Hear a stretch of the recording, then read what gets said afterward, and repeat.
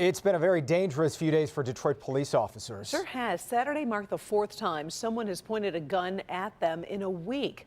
Well, this afternoon, Chief Craig held a press conference to address the incidents. Victor Williams live this evening with a look at what the chief had to say. Victor.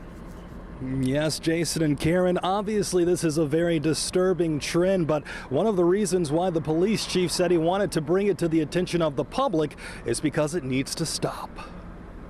In less than a week, we had 4 incidents where officers were fired upon or had a weapon pointed at them. Scary statistics from Police Chief James Craig after multiple cops were targeted within the city within a short time frame.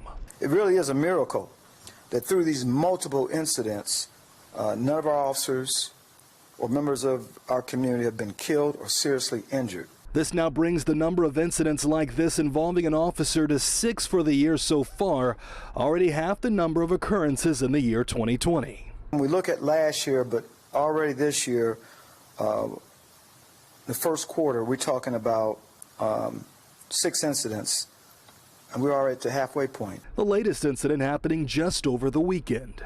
Officers from the 8th Precinct were fired upon after attempting a traffic stop on a Buick LaCrosse after witnessing the driver back into another vehicle and then leave the scene. And just prior to that, on March 4th, a man pointed an automatic rifle at a gas station clerk, later fleeing on foot. Then after the officers arrived to the scene, at one point, this suspect, began running in the direction of an officer, at which time a single gunshot was fired. Detroit Police Commissioner Chairman Willie Bell also commented on the matter, standing with the chief. The chief is correct to raise the red flag that we should address this issue. We should be concerned.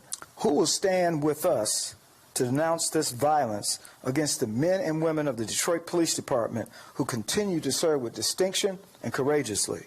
Who? And the chief believes that one of the reasons for this trend is because of anti-police rhetoric that may have carried over from the year 2020. But he says that this is not the only city where this is happening. It's happening all over our country. Victor Williams, Local 4. All right. Thank you, Victor.